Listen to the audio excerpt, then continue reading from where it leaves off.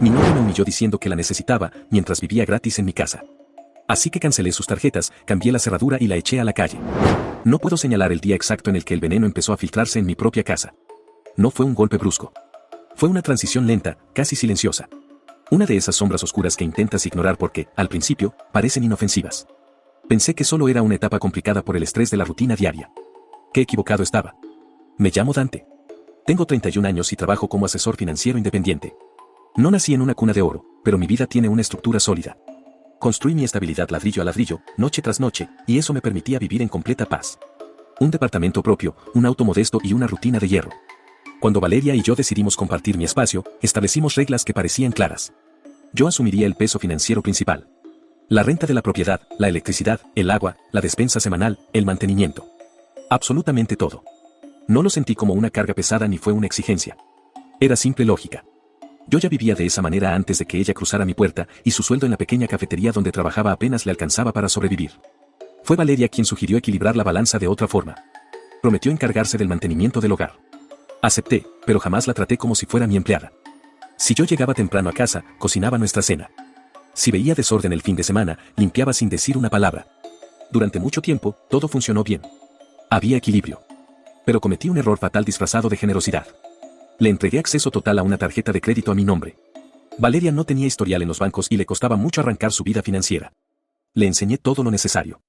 Las fechas de corte, las tasas de interés, el peso real de las deudas. Al principio, su responsabilidad era impecable. Gastaba solo en lo básico, desde alimentos hasta pasajes de transporte. Siempre me miraba a los ojos para avisarme de cada compra. Se mostraba genuinamente agradecida. El verdadero quiebre comenzó cuando consiguió un nuevo puesto en un restaurante de lujo. Había más movimiento, un ambiente diferente y propinas increíblemente altas.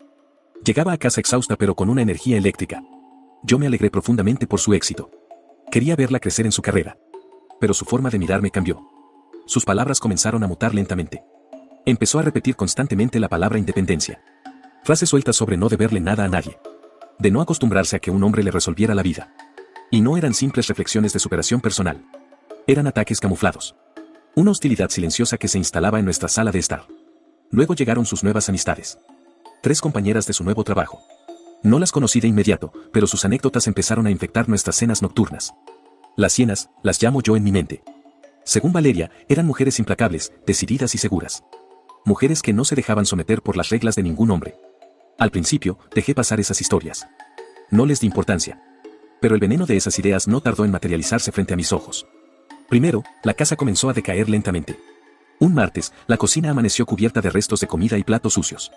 No dijo absolutamente nada. Pensé que el turno nocturno la había dejado exhausta. El viernes, la montaña de ropa desbordaba el cesto del baño. Tampoco abrí la boca. Pero ese caos se volvió constante. Cuando finalmente le pregunté al respecto, su respuesta fue fría. Trabajo todo el día. Estoy muerta. Lo entendí perfectamente. Pero el problema era la hipocresía. Esa regla del cansancio solo aplicaba para ella. Yo también pasaba el día entero lidiando con clientes y análisis financieros. Y aún así, cuando faltaba comida, la compraba. Cuando el piso estaba sucio, lo limpiaba en silencio. Sin darme cuenta, las responsabilidades volvieron a recaer exclusivamente en mis manos. Y lo más perturbador no fue el cansancio físico. Fue que dejó de reconocer mi esfuerzo. Actuaba como si resolverle la vida fuera mi obligación divina. Pero ese fue solo el principio del infierno. El verdadero golpe llegó disfrazado de plástico. La tarjeta de crédito. Al inicio, sus consumos eran precisos y justificados. Pero, semana a semana, los números empezaron a inflarse en mis estados de cuenta. No fue un salto absurdo de un día para otro, sino un goteo constante. Salidas a bares caros. Ropa de diseñador. Compras impulsivas. Descubría cargos fantasmas de los que jamás me habló. La primera vez que puse el estado de cuenta sobre la mesa, su máscara cayó. Reaccionó a la defensiva al instante. Estoy trabajando duro. También tengo derecho a disfrutar. No le quité la razón. Pero le recordé, con el tono más calmado que encontré, que la cuenta estaba a mi nombre. Que los intereses los pagaría yo. Su rostro se transformó. Apareció una mueca que me revolvió el estómago. Una mezcla letal de molestia y desprecio absoluto. Me miró como si yo fuera un carcelero injusto. Desde esa noche, el departamento se volvió un campo minado. Pequeñas discusiones sin sentido. Comentarios pasivo-agresivos. Silencios largos y asfixiantes. Una tensión psicológica constante flotaba en el aire. Sabía, con una claridad aterradora, que su percepción sobre mí estaba mutando. Y pronto se encargaría de demostrármelo frente a testigos. El punto de no retorno no llegó con gritos ni con platos rotos. Llegó un fin de semana ordinario, envuelto en copas de vino y risas hipócritas. Valeria me informó, no me preguntó, que iba a invitar a sus amigas a la casa. Las hienas cruzarían mi puerta. No me opuse. Pensé que mantener la cordialidad demostraría que yo no era el monstruo controlador que ella parecía querer inventar en su cabeza. Llegaron el sábado por la tarde. Desde el instante en que cruzaron el umbral, noté que Valeria ya no era ella misma. Su actitud era forzada, inflada con una seguridad agresiva. Estaba interpretando un papel estelar frente a su nuevo público. Intenté ser un buen anfitrión. La saludé, ofrecí bebidas y traté de integrarme. Pero el ambiente era denso. Las miradas cruzadas entre ellas, las sonrisas a medias. Había un desprecio sutil y constante dirigido hacia mí. Entonces, ocurrió la humillación pública. Valeria se puso de pie. Levantó su copa con arrogancia y sonrió de oreja a oreja. Chicas, les presento a Dante. El inútil que tengo que mantener. Pero bueno, al menos lo quiero. Las tres mujeres estallaron en carcajadas. No fue una risa incómoda por una broma de mal gusto. Fue una risa cómplice. Natural. Como si ese comentario reflejara una verdad absoluta. Me quedé congelado en mi propio sofá. La miré fijamente a los ojos, esperando que aclarara el chiste. No lo hizo. Le dio un sorbo a su trago y siguió hablando. En ese preciso segundo, la venda cayó al suelo. Ya no me veía como su pareja. Me veía como un escalón. Me levanté en completo silencio y caminé hacia mi habitación. No huía por cobardía, sino porque darle la pelea que buscaba frente a su público era exactamente lo que ella quería. Cerré la puerta. A través de la madera fina, podía escuchar el sonido de mi propio dinero siendo desperdiciado. El tintineo de las copas, la música baja, las risas huecas. Cada carcajada resonaba en mi cabeza como el reloj de una bomba a punto de estallar. Necesitaba confirmar el horror completo. Abrí la puerta despacio y caminé por el pasillo oscuro. Me detuve justo antes de entrar a la sala, escondido en las sombras, y escuché mi sentencia. ¿No crees que se enojó?, preguntó una de las amigas. Valeria rió. No me importa. Le quito un poco de atención y siempre termina cediendo. Y al menos aporta algo, insistió otra. Paga casi todo, dijo Valeria con un tono tan despreocupado que me heló la sangre. Es útil. Mientras funcione, no hay problema. Me senté en la cama mientras ellas seguían bebiendo con mi dinero. En ese instante el enojo desapareció y fue reemplazado por algo mucho más frío. Ya no iba a discutir. Iba a destruir su mundo perfecto. A la mañana siguiente, me levanté antes de que saliera el sol. La casa estaba sumida en un silencio sepulcral. Valeria seguía durmiendo profundamente, ajena al abismo que se había abierto bajo sus pies. No hice ruido. Fui a la cocina, preparé un café negro y me senté en la sala, envuelto en la penumbra. No sentía tristeza ni ansiedad. Mi mente funcionaba con la precisión fría de un reloj suizo. Las piezas del rompecabezas estaban finalmente en su lugar. Cuando despertó, salió de la habitación con la misma actitud de siempre. Neutral. Arrogante. Caminó hacia la cocina sin mirarme a los ojos. Buenos días, murmuró, como si la noche anterior fuera un invento de mi imaginación. Tenemos que hablar, dije. Mi voz sonó rasposa pero firme. Se detuvo en seco. Su postura se tensó. ¿Sobre qué?, preguntó, arrastrando las palabras con una molestia anticipada. ¿Sobre nosotros? Rodó los ojos y se dejó caer en el sofá frente a mí. A ver, dime. Respiré hondo, saboreando la claridad del momento. Esto no está funcionando. Hasta aquí llegamos. No hubo gritos dramáticos ni lágrimas. Solo un vacío denso. Valeria parpadeó repetidamente, tratando de procesar la información. ¿Estás hablando en serio? No puedes estar terminando conmigo por una tontería. No es una tontería, respondí, clavando mis ojos en los suyos. Es porque ya no hay respeto. Lo que dijiste ayer no fue un chiste. Y la forma en la que te ríes de mí cuando no estoy presente, tampoco lo es. Su rostro pasó de la sorpresa a la indignación. ¿Me estabas escuchando? ¡Qué maduro! Invadiendo mi privacidad. Estás exagerando, sentenció, cruzándose de brazos. No, dije simplemente. El silencio que siguió fue diferente. Pesado. Definitivo. Ella evaluó mi expresión, buscando alguna grieta por donde manipularme de nuevo. Vas a arrepentirte, siseó. Me necesitas más de lo que crees. Esa frase. Esa maldita ilusión de grandeza. ¿Para qué te necesito?, pregunté con una calma absoluta. Abrió la boca, pero las palabras murieron en su garganta. No tenía respuesta. Exacto, dije, y me levanté lentamente. Empaca tus cosas. Su máscara de superioridad se hizo añicos. ¿Me estás echando de mi casa? No es tu casa, respondí sin inmutarme. Esa verdad le golpeó como un puñetazo invisible. Fue directo a la habitación y comenzó a lanzar objetos. Cajones golpeando, ropa volando por los aires. Buscaba provocarme, arrastrarme al caos. Me quedé inmóvil. Minutos después, volvió con una bolsa negra a medio llenar. Esto no se queda así, amenazó, con la voz temblando de furia. Te vas a arrepentir. Abrió la puerta y salió sin mirar atrás. En el segundo exacto que el seguro hizo clic, tomé mi teléfono. Llamé al banco de inmediato. En menos de 10 minutos, su línea de crédito estaba cancelada para siempre. Su imperio de plástico había colapsado, y yo había recuperado mi vida. El resto del día transcurrió en calma. Llamé a un cerrajero de inmediato. No fue paranoia, fue puro instinto de supervivencia. Quería evitar sorpresas desagradables a mitad de la noche.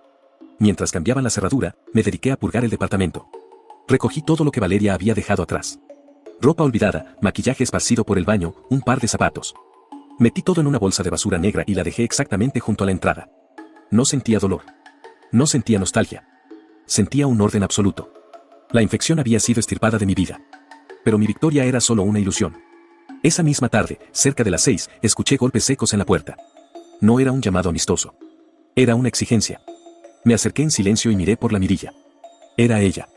Respiré hondo, preparándome para el impacto, y abrí la puerta. Mantuve mi cuerpo firme en el marco, bloqueando cualquier intento de entrada. ¿Qué haces?, soltó con fastidio, intentando empujarme con el hombro. Extendí el brazo, implacable. No entras. Frunció el ceño, mirándome como si yo hubiera perdido la cabeza. ¿De qué hablas? Yo vivo aquí. Muévete. La miré desde arriba, con una frialdad que hasta a mí me sorprendió. ¿Vivías? Su expresión cambió en cuestión de milisegundos. La burla desapareció de sus ojos. Bajó la mirada y notó la bolsa negra que bloqueaba el pasillo. ¿Qué demonios es eso? El resto de tus cosas. Me miró fijamente. La realidad empezaba a aplastar su enorme ego.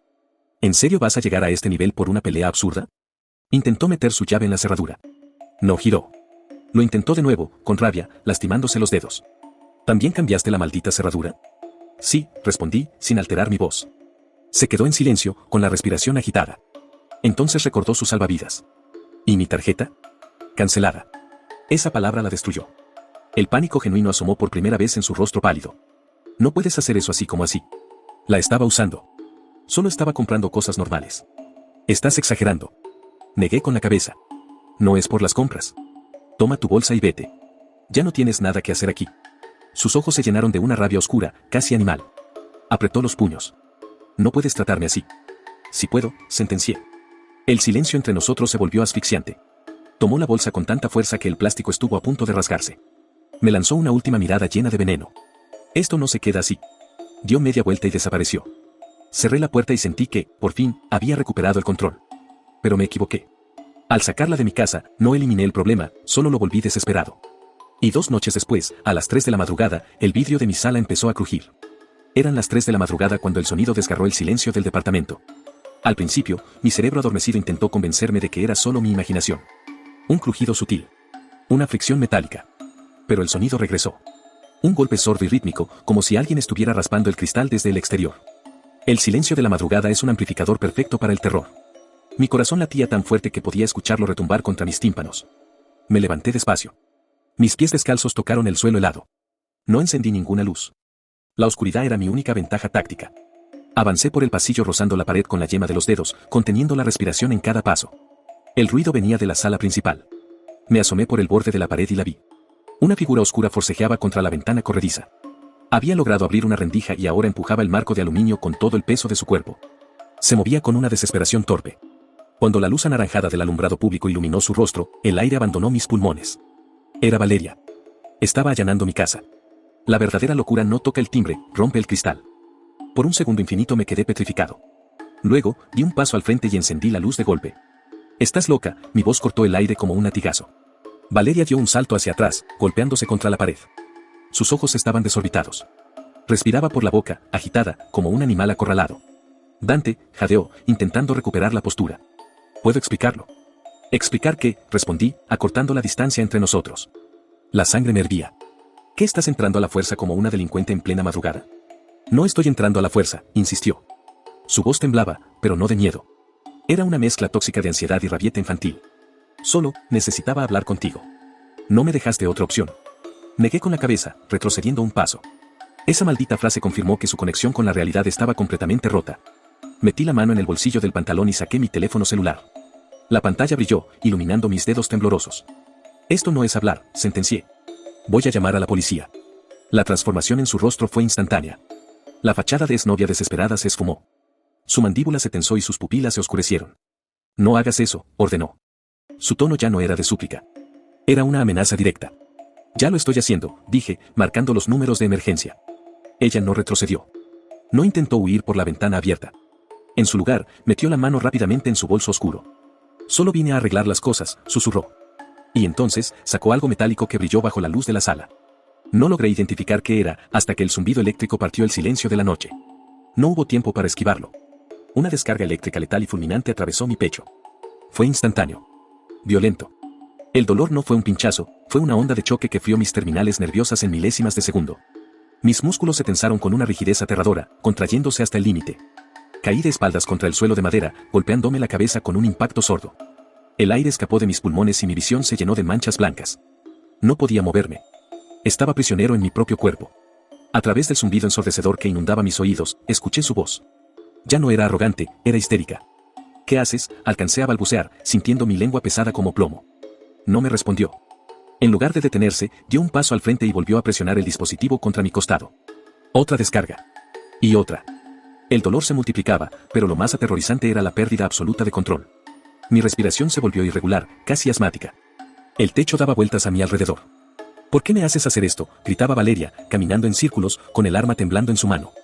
Solo quiero que me escuches.